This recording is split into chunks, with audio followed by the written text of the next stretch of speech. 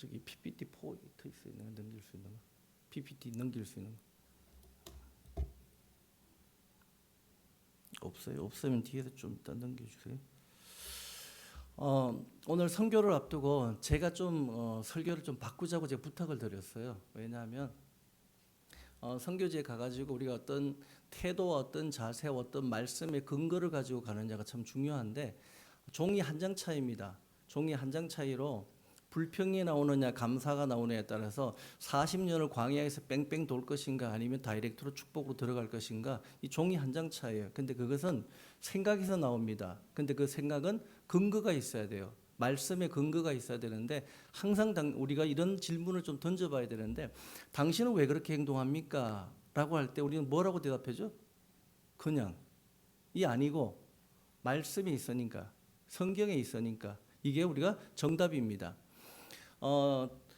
우리 교회 장유영이라고 하는 청년이 있는데 이제 전도사로 배감에 양지 배감에 교육 전도사로 갔어요. 근데 집이 요 탑동이다 보니까 금요일마다 저희 교회 와가지고 이제 방학을 해가지고 예배를 드립니다. 그러면 저녁에 한 6시쯤에 오면 같이 식사를 하고 그 다음에 예배가 끝나면 올 때 인사하죠. 목사님 안녕하십니까 하고 인사해요. 그 다음에 이제 예배가 끝나고 나면은 올라와가지고 그때는 90도 이렇게 또 인사를 해요. 그래서 제가 속으로 아까 인사했는데 왜 또 저녁에 나한테 또 왜 인사를 하지? 했더니만 목사님 오늘 말씀을 통해서 해답을 얻었습니다. 교육 전도사를 하다 보니까 이것저것 부딪히고 힘든 게 참 너무 많은 것 같아요. 그런데 말씀을 통해서 해답을 얻었습니다. 여러분 말씀은 길입니다. 생명입니다. 진리입니다. 믿으시기 바랍니다. 인생을 살아가면서 많은 어려움들이 있는데 그 어려움을 주일날 와서 목회자가 전하는 그 말씀 속에서 해답을 찾을 수 있기를 바랍니다. 사모하면 분명히 말씀을 듣는 가운데 여러분 길이 열릴 줄로 믿습니다. 아멘입니까?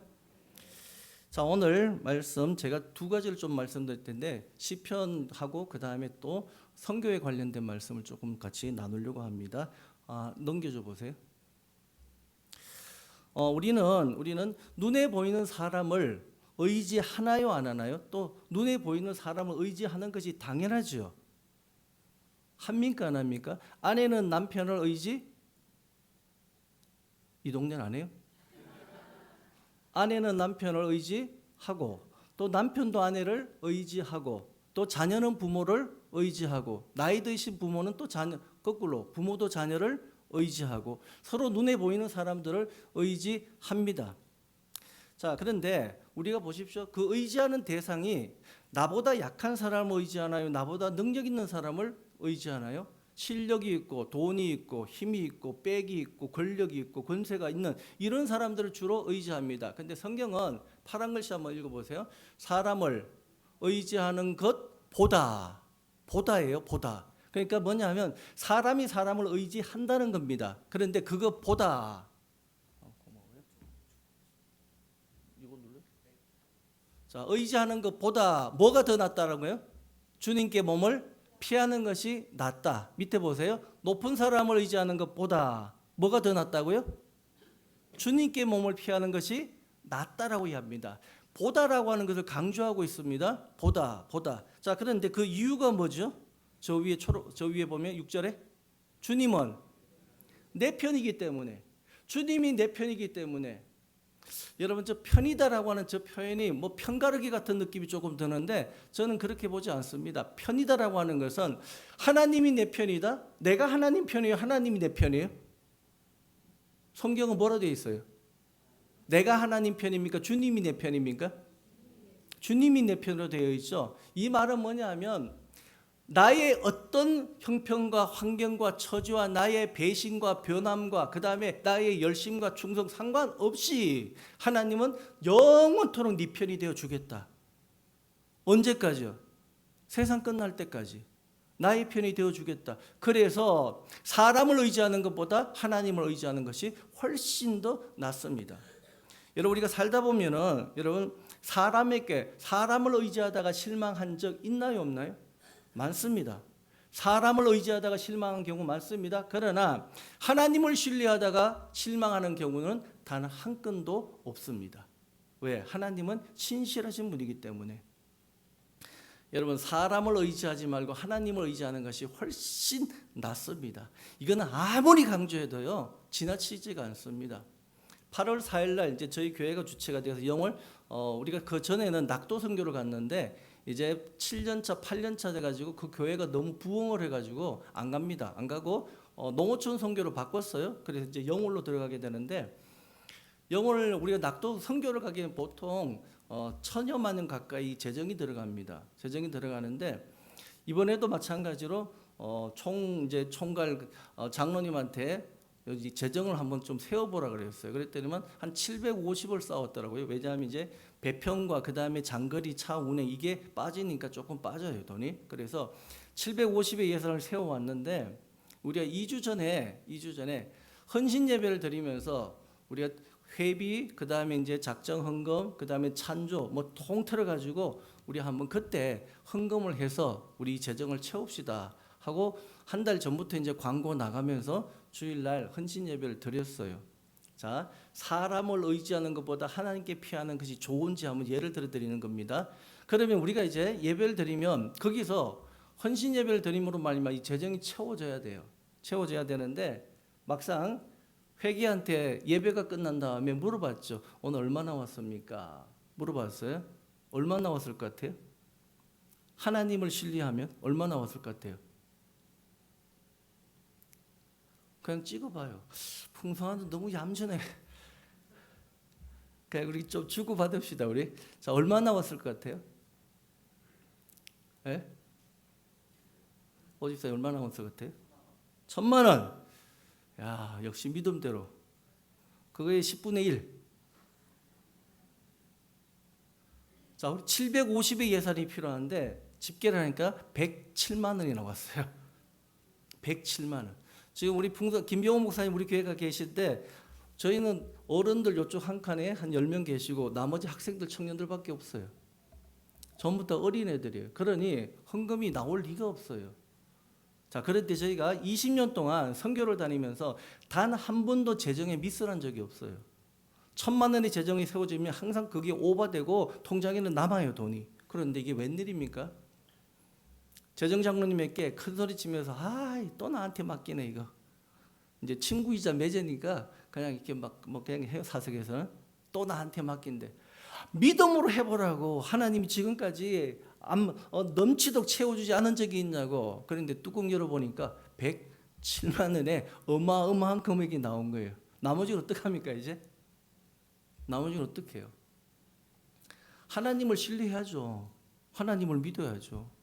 우리 눈에 보이는 교인들한테는 그 정도밖에 안 나오는데 그러면 나머지는 하나님을 믿어야죠. 그리고 월요일이 지나고 화요일이 지났어요. 저희가 회비 통장을 저희 카톡에다 올려놨거든요. 근데 그 카톡에 제가 화요일 날 열어보니까 통장을 열어보니까 800만 원이 들어와 있어요. 800만 원이. 이제 좀 놀래줘요. 800만 원이 들어와 있어요. 그러면 재정 오버됐어요, 안 됐어요? 됐죠.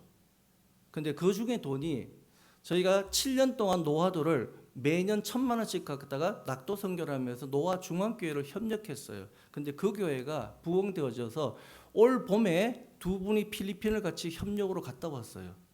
그 다음에 이번에 7명이 올라옵니다. 7명이 올라와서 협력하는데 그 교회에서 135만 원이 입금되어져 있어요.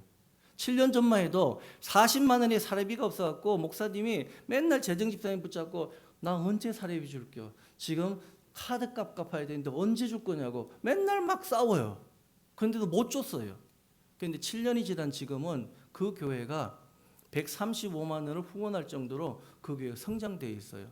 돈에 크고 적은 것이 아니라 하나님이 하신 일들이 놀라운 거예요. 하나님이 하신 일들이. 그래서 우리는 어떤 일이 있어도 눈에 보이는 사람 의지하다가 실망하지 마시고 여러분 신실하신 하나님을 의지할 수 있기를 주 여러분 축복합니다. 할렐루야. 자, 요 정도만 하시고요. 이제 오후에 여러분들 좀 나누시면 될 것 같아요.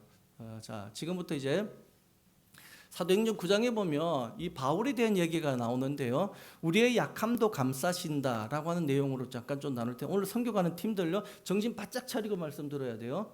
정신 바짝 차리고 안 그러면 갖다 민폐 끼칩니다. 자, 읽어봅시다. 열어놔 시작.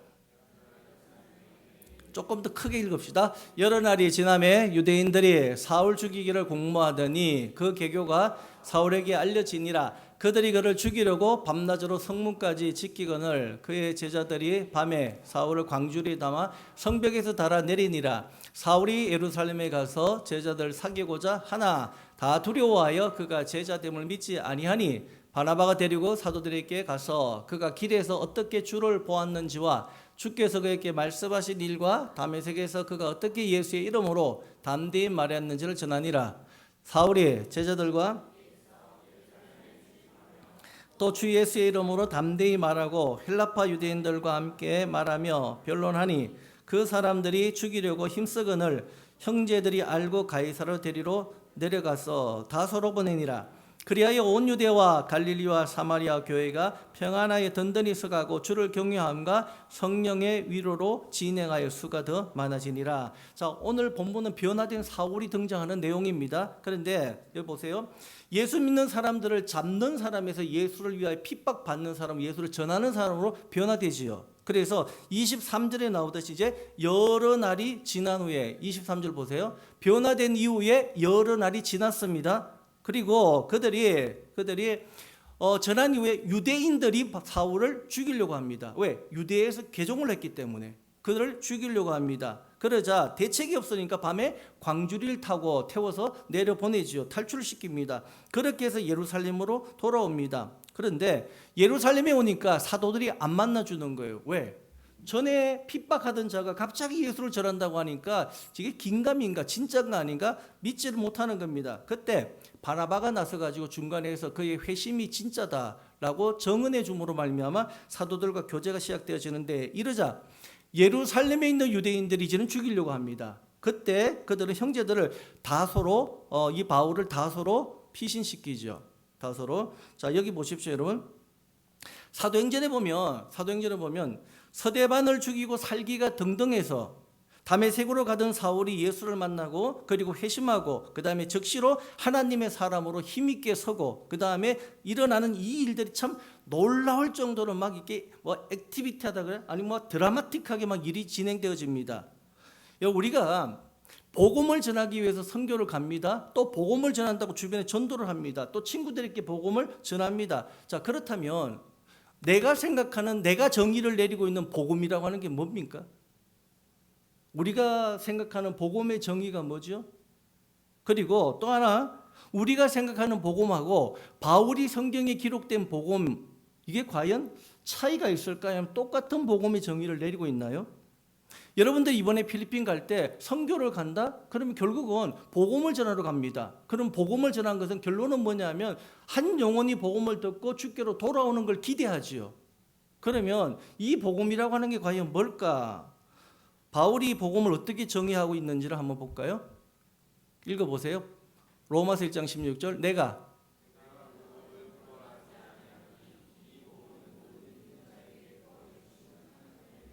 자, 복음은 뭐다? 복음은 뭐다? 복음은 하나님의 능력이다. 이렇게 되어 있죠. 이게 성경의 정의입니다. 바울이 내리는 성경의 정의예요. 복음은 하나님의 능력이다. 그러니까 복음을 갖다 대면 즉 전도제를 갖다 대면 무슨 일이 일어나고 그 다음에 복음을 설명하면 뭐가 되어지고 그리고 그 문서를 갖고 있으면 어떤 혜택을 보는 게 아니고 복음은 하나님이 일하시는 능력이라고요. 복음은 하나님이 일하신다. 다시 말합니다. 사울이 변화된 것 그리고 사도행전에 나타나는 역사들 예수님이 이 땅에 오신 일 그리고 우리 안에서 이루어지는 수많은 일들 그 모든 일을 이루시는 분이 하나님이라고요. 하나님이 그 일을 하고 계시다고요. 고린도전서 2장에 보면 바울이 이런 식으로 자기 사역을 소개합니다. 읽어볼까요? 형제들아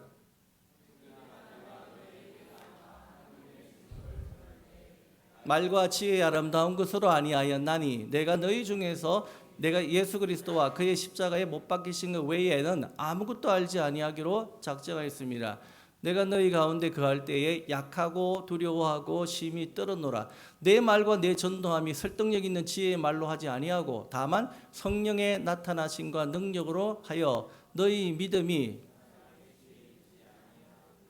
하나님의 능력에 있게 하려 함이라. 자, 여기도 뭐가 나와요 지금? 하나님의 능력이 나오죠. 자, 이 단어를 기억하세요. 복음은 하나님의 일하심, 하나님의 능력이다. 자, 그럼 이거를 이렇게 해석해 봅시다. 복음이 전파되는 것은 뭐냐면 오직 하나님의 능력으로 되어진다고요. 복음은 하나님의 능력이라고요. 빨간 글 읽어봅시다. 하나님의 능력이란 하나님만이 하실 수 있는 능력이며, 우리가 하나님을 돕는 것이 아니고 우리가 복음을 나르는 것도 아닙니다. 우리가 복음을 날라야만 그것이 어디에 도달하는 것이 아니고 하나님이 하신다. 우리를 세우고 우리 입에 담으시고 우리를 보내신다. 모든 복음은 철저하게 하나님이 하신다로 정의를 하고 있어요. 바울은 자기가 하는 게 아니고 하나님이 하신다. 바울이 고린도 교회에 갈 때 제일 조심했던 게 나옵니다. 그게 뭐냐 하면 고린도 지역에 가서 고린도 교회 복음을 전하는데 바울이 조심했던 게 뭐냐 하면 내가 너희 중에 예수 그리스도와 그가 십자가에 못 박으신 것 외에는 아무것도 알지 아니하기로 작정했다로 되어 있죠. 자, 여러분, 이 말씀에 나타난 대로 바울은 하나님이 하신다, 즉 나에게 하셨듯이, 내가 변화됐듯이, 내가 다메섹에서 변화됐듯이 하나님이 하신다. 그러므로 이 고린도 교회도 하나님이 지금 하실 것이다, 하나님이 하고 계시다로 이해를 하는 겁니다. 여러분들이 변화됐던 어떤 사건처럼 필리핀에 가면, 아니면 어떤 전도지에 가면 하나님이 동일하게 똑같이 하실 것이다로 믿는 겁니다. 그래서 3절에 보면 이런 말씀이 나와요. 3절, 내가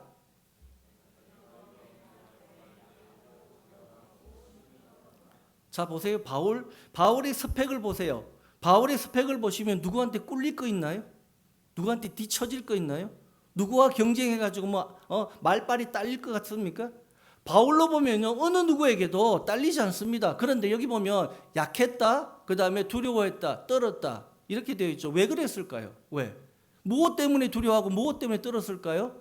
읽어봐. 이것이 하나의 말로 이해될까봐 떨었다. 말로 이해되는 것이 뭐냐? 더 깊은 하나님의 역사가 우리의 이해의 범주로 약화되거나 오해되거나 대체될까봐 두려워하고 떨었다. 이 말인데 무슨 말이냐 하면, 여러분, 이 말이 무슨 말이냐 하면, 여러분들이 혹시요 어떤 회심의 순간이 있었죠. 하나님을 만나는 어떤 계기가 있었죠. 그런데 그 순간이 누구의 전도 혹은 설교 혹은 기도를 통한 어떤 변화가 일어난 그때를, 어떤 정황을 기억하고 있을 겁니다. 그런데 그 모든 것에 이유가 있는 것이 아니고, 그런 것은 하나님이 여러분들 찾아왔을 때 그거를 쓴 계기에 불과한 겁니다. 하나님이 여러분들을 쓰시게 변화시키려고 할 때 그 순간에 그거를 매개체로 썼다는 거예요.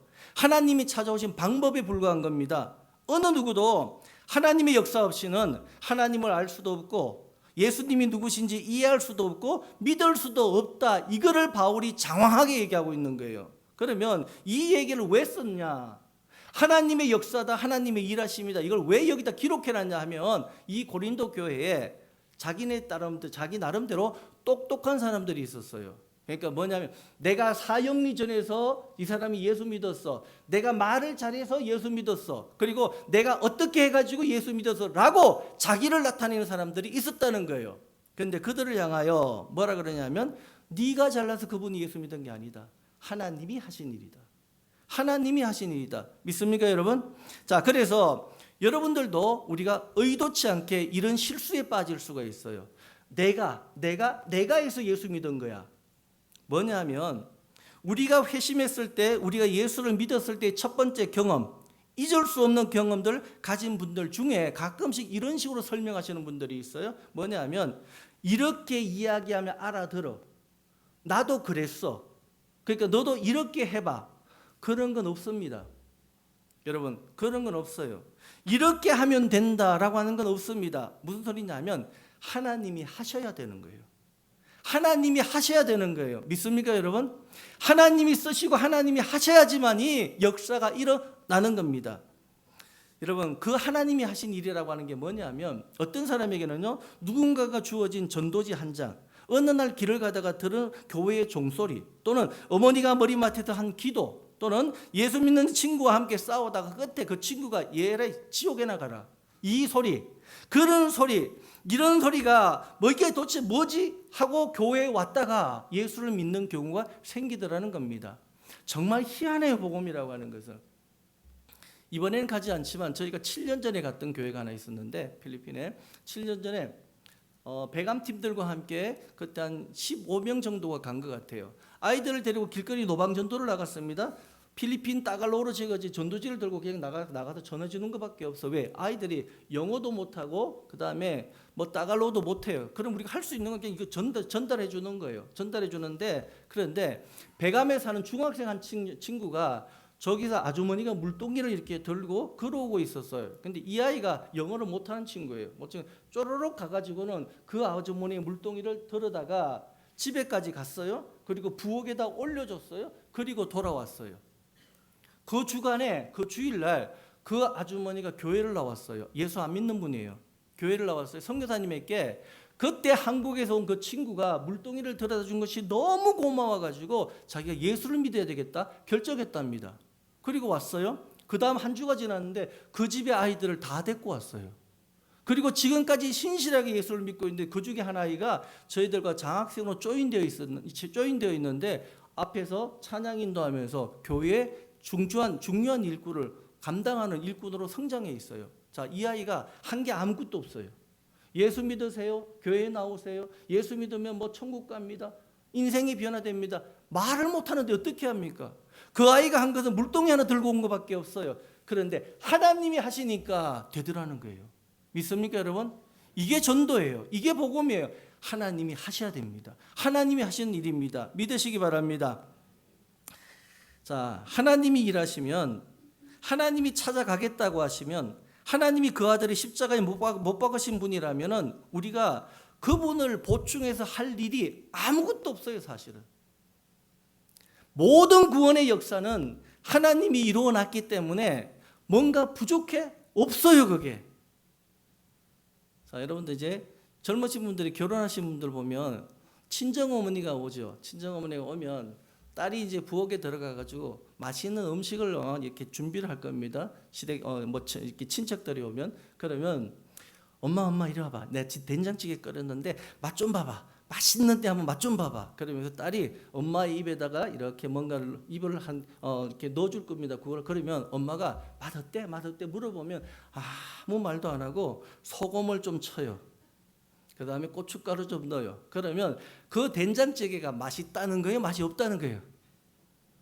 네? 맛있다는 거예요? 맛이 없다는 거예요? 맛이 없다는 거죠. 맛이 없다는 거예요. 자, 하나님이 계획하신 십자가 사건, 여러분들이 거기다 더 보충할 게 뭐가 있어요? 있어요, 없어요? 여기에 기록된 성경의 역사, 이 성경책에 여러분들이 더 추가할 게 뭐가 있나요? 없어요. 예수 믿으면서 우리 잘난 체 할 거 하나도 없고, 하나님 앞에 거들먹댈 거 하나도 없고, 교회 앞에서 우리가 여러분 목 빳빳하게 세우고 할 거 하나도 없어요. 하나님이 완벽하게 이루어놓으신 거예요. 우리는 기도와 순종밖에 없어요. 기도와 순종, 그거면 충분합니다. 여러분, 근데 오늘 굳이 왜 바울이 여기다 이 내용을 왜 기록해 놨겠는가 하는 그 이유는, 여러분, 이 당연한 것들을 강조하고 있는데, 예수 믿으면서 산다는 게 도대체 뭘까? 그러면 우린 다 예수 믿는 사람들이잖아요. 그러면 예수 믿는 거 믿고 산다는 게 뭘까? 이거를 우리가 좀 배우셔야 돼요. 예수 믿고 산다는 게 뭐죠? 주일날 와가지고 예배 한번 드리는 거, 이게 다인가요? 예수 믿고 산다는 게 도대체 뭘까? 고린도전서 한번 읽어볼까요? 읽어봅시다, 우리가.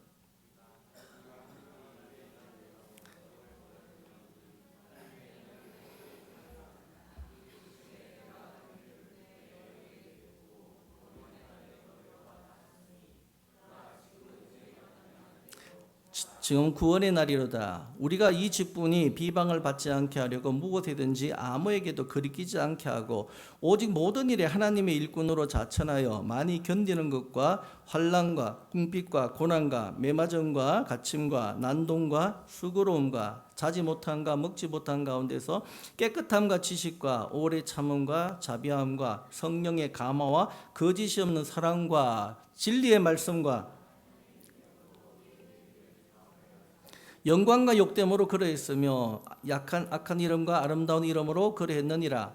우리는 속이는 자 같으나 참되고 무명한 자 같으나 유명한 자요 죽은 자 같으나 보라 우리가 살아있고 징계를 받은 자 같으나 죽임을 당하지 아니하고 근심하는 자 같으나 항상 기뻐하고 가난한 자 같으나 많은 사람을 부유하게 하고 아무것도 없는 자 같으나 모든 것을 가진 자로다. 여기 보면 희한한 설명을 해요. 이게 지금 있는데 없고 없는데 있고 있는데 없고 쭉 뭐 이상하죠. 이게 설명을 희한하게 하는데 여기 보면 우리가 누구죠? 여기 우리가가 나오죠. 저 우리가가 누굽니까?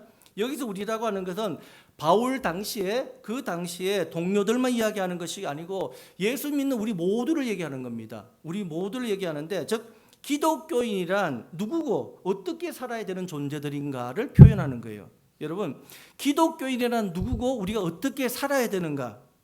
우리가 원하는 것은 이런 것들이죠. 우리가 원하는 것은 깨끗함, 읽어보세요. 깨끗함과 지식과 오래 참음과 자비함과 성령의 감화와 거짓이 없는 사랑과 진리의 말씀과 하나님의 능력의 의의 무기를 좌우에 가진 자. 여기까지는 굉장한 영광이고 굉장한 어떤 파워 같아요. 그렇죠? 그러나 8절로 가보세요. 8절에 보면 영광을 받거나 수치를 당하거나 비난받거나 칭찬받거나 그렇게 합니다. 자, 여기 보면 영광을 받는 거 좋아요. 근데 수치를 당한다? 비난받는다? 싫어요. 칭찬받는 거 좋아요. 근데 앞에 있는 수치와 비난은 안 가려고 그래요. 저기까지는 우리가 안 하려고 그래요. 수치와 비난을 당하면 하나님 마치 버린 것 같고 하나님 나와 함께 하지 않는 것 같고 라고 생각합니다. 여러분, 이것이 믿는 자가 어떻게 살아야 되는 것이고 자신이 믿는 자라는 데서 기대하는 내용들입니다. 그러나 지금 읽은 본문은 또 다른 면이 또 하나 있어요. 그게 뭐냐 하면 읽어볼까요? 오직 모든 일에 하나님의 일꾼으로 자천하여 많이 견디는 것과 환난, 궁핍, 고난, 매맞음, 갇힘, 난동, 수고로움, 자지 못하고 그 다음에 먹지 못한 가운데서도. 자, 보세요. 여기 보면 이거는 지금 비천이죠. 힘듦이죠. 앞에 영광이나 이런 건 뭐 높아짐이라고 합시다. 그럼 여기 나온 이 구절은 굉장히 환난이에요. 낮아짐이에요. 비천이에요. 그런데 그리고 나서 다시 8절로 10절로 오셔야 됩니다. 8절부터 10절로 오시면 자, 읽어봐. 영광과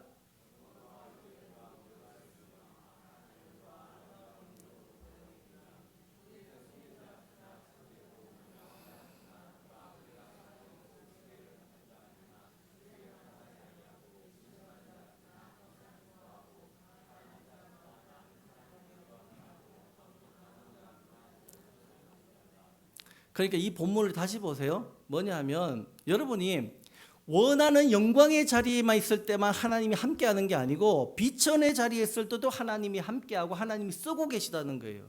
우리가 잘 나갈 때만 하나님의 자녀가 아니고 못 나갈 때도 실패했을 때도 하나님이 쓰고 있다는 겁니다. 여러분이 원하지 않는 자리에 있게 한 것도 하나님이 함께 하는 자리고 그것이 하나님의 길이라고 지금 얘기를 하고 있는 거예요.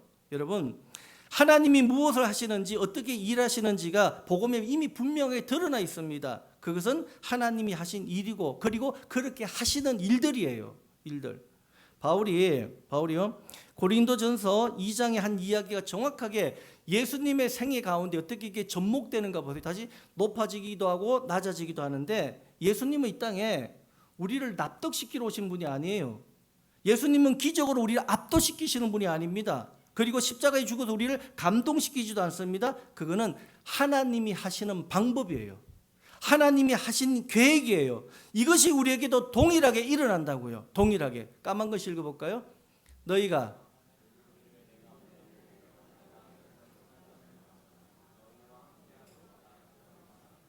자, 너희가 가는 길이 내가 원하는 길이고 내가 정한 거다. 너와 함께 하고 있다. 걱정하지 말아라. 자, 다시 보세요.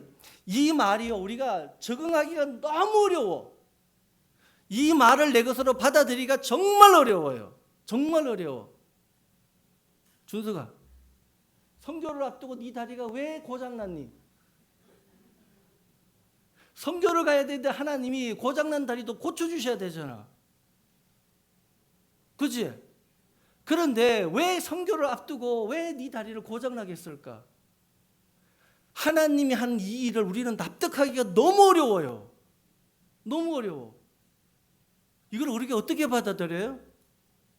그래서 지금부터 중요한 단어가 하나 나옵니다. 이 단어예요. 자, 읽어봐요. 자, 그리하여. 그리하여. 다리가 부러졌어. 그리하여.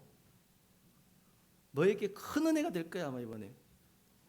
자, 우리가 도저히 납득하지 않는 본문이 나와요. 이해를 할 수 없는 단어가 하나 나와요. 여기 보면 읽어봐요. 여러 날이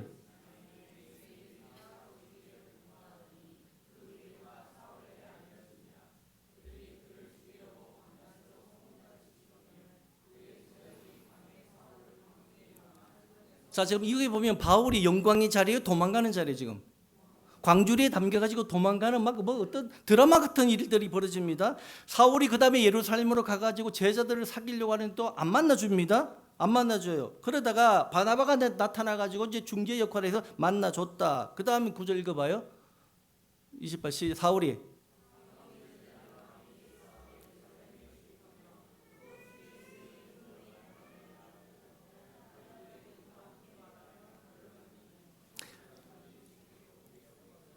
자, 사울의 형편이 점점 어떻게 돼가고 있죠? 좋아지고 있어요? 아니면 점점 죽음으로 가고 있어요? 죽기 일보 직전이에요. 자, 죽기 일보 직전입니다. 죽기 일보 직전 도망가서 그의 형편과 처지가 완전 나락이에요. 밑바닥입니다. 그런데 여기 보니까 31절에 자, 읽어봐요.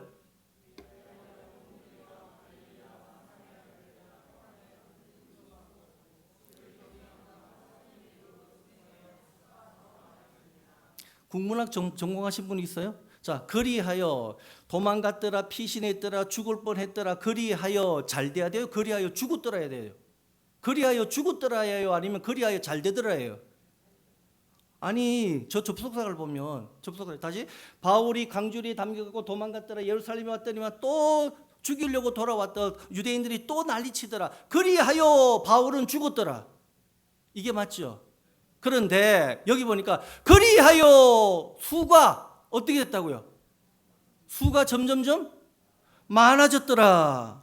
여러분, 이거 도대체 어떻게 해석해야 됩니까?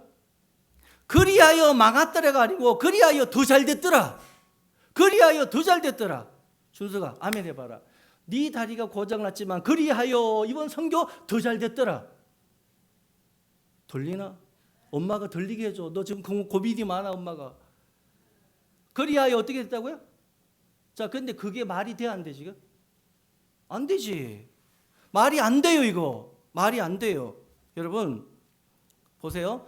앞에서 전혀 기미가 안 보입니다. 도망자 신세지요, 죽기 일보 직전이죠, 뭐 또 잘 될 수 있는 어떤 기미가 하나도 안 보여요.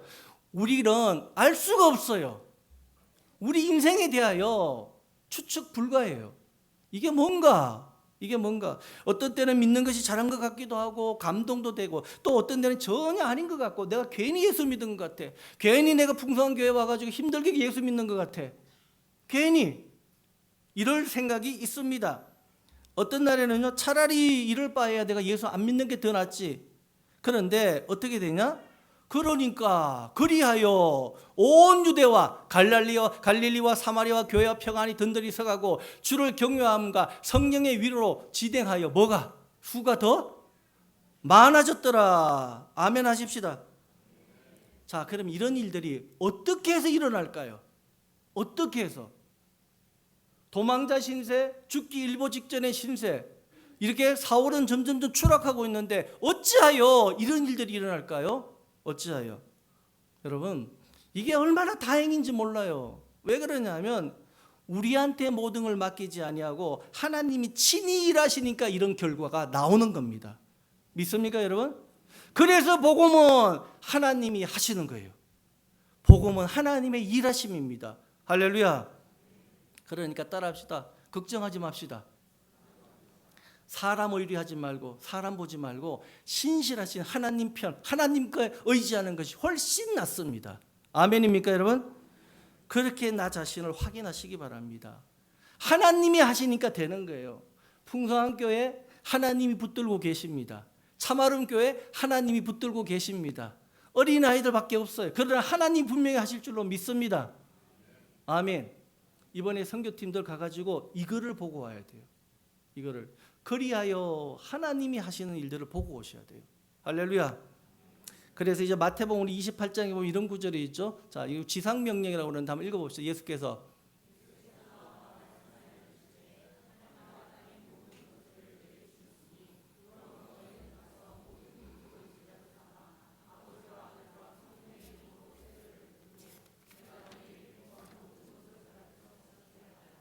자, 이걸 우리가 지상명령 땅끝 비전이라 해가지고 우리는 이 구절을 가지고 선교지로 가고 뭐 많이 갑니다. 그런데 여러분 기억하십시오. 이 말에 너무 묶여있지 마시기 바랍니다. 너무 부담 갖지 마시기 바랍니다. 왜냐하면 이 이유 때문에 그래요. 이 임무는 우리가 해야 될 임무이기 이전에 하나님이 하시겠다는 선언이에요. 이게 우리 인생의 가치를 말하는 겁니다. 그러니 우리가 할 일은 기도와 순종이에요. 기도와 순종입니다. 할렐루야. 읽을까요? 볼지어다.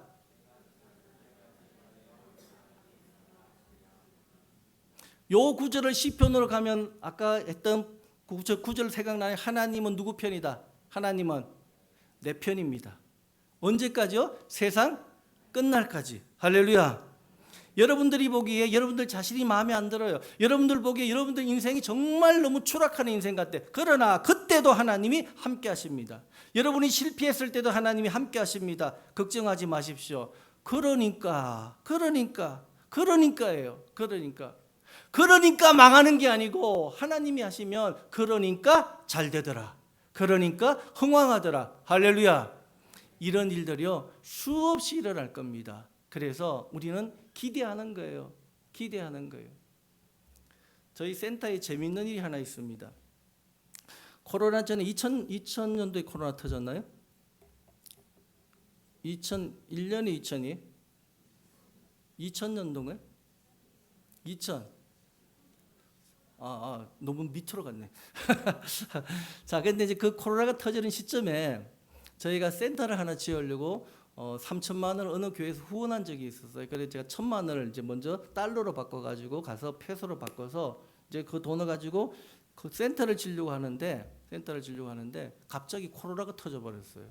그래서 제가 더 이상 들어가지를 못하고 이제 그 돈을 거기다 두고 1,000만 원을 두고 나왔는데 이 도둑이 들어와서 이 1,000만 원을 가져가면 어떡하지? 염려돼가지고 욕실 위에 천장에다가 제가 비닐로 똘똘똘 싸가지고 거기다 1,000만 원을 페소로 바꿔서 거기다 집어넣고 나왔는데 코로나가 딱 터지면서 2년 3년을 못 들어갔어요. 저희가 못 들어갔어요.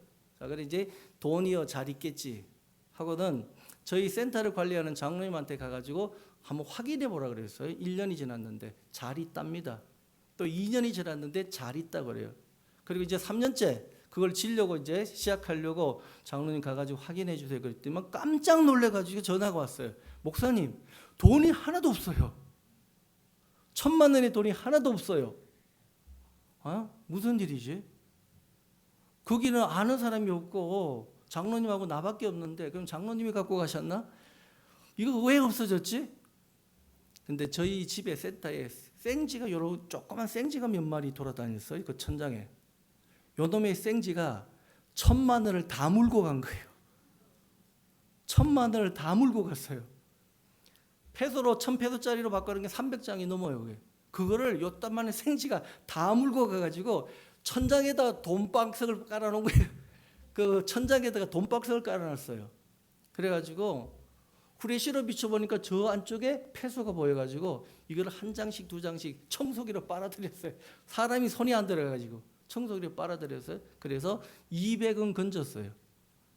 200은 찾았어요. 쥐똥과 쥐 오줌 싸놓은 것이 막 잔뜩 있는데 이거 확실히 쥐가 그랬다. 그리고 쥐가 물고 왔다. 막 뜯어먹은 것도 있고 한 200을 찾았어요. 그리고는 800은 오리무중이에요. 어디로 갔는지 모르겠어요. 못 찾고 있어요.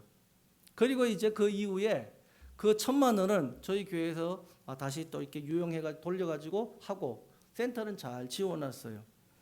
어떤 일이 있을 때 시간이 지나고 나면 하나님이 이래서 이랬구나라고 하는 어떤 감이 오죠. 이래서 이랬나 보다라고 하는 감이 옵니다. 그런데 거기에 대한 해답은 아직도 못 찾고 있어요. 이번에 우리 자매님들 가시면 돈 위에 잘 겁니다. 아니 돈 밑에서 잘 겁니다. 자다가 잘 하시면 돈이 떨어질 수도 있어요. 떨어질 수도 있으니까 눈 크게 뜨고 찾으시면 됩니다. 그런데 하나님 왜 천만을 왜 생지를 통해 갖고 갖게 하셨지? 아직도 답이 없어요. 왜 그렇게 하셨는지 모르겠어요. 그런데 분명히 언젠가는 깨닫게 될 것 같아요. 왜 그 천만을 갖고 갔는지. 여러분들이 기도하시다가 응답 받으면 저한테 알려주세요. 자, 다시 한번 얘기합니다. 하나님이 하실 일에 대하여 여러분 기대하십시오. 그 전에 1년 전에 어떤 일이 있었냐면은 저희 교회는 동산고 다니는 친구들이 좀 몇 명 나와요. 그 미션 스쿨에다가 조금 똑똑하다고 자부하는 애들이죠. 똑똑하다고 자부하는 애들인데 정말로 도도하고 잘난 척하고 똑똑한 애들이에요. 전혀 이 어떤 뭐 목사의 말에 수긍을 잘 안 해요. 이놈 자식들이 말이야. 괘씸하게 안 하는데 어떤 여학생이 수의사인데 지금 그 친구가 이거 녹화되죠. 유튜브에 안 올렸으면 좋겠는데 하여튼 뭐 익명으로 할게요. 근데 이 친구가 너무 도도한 친구예요. 찔러도 피 한 방울 안 날 정도고 도도하고요. 하나님에 대하여 왜 기도해? 내가 노력하면 되는데 그 정도로 악바리 같이 노력해가지고 뭔가 자기 뜻을 이루어내는 애예요.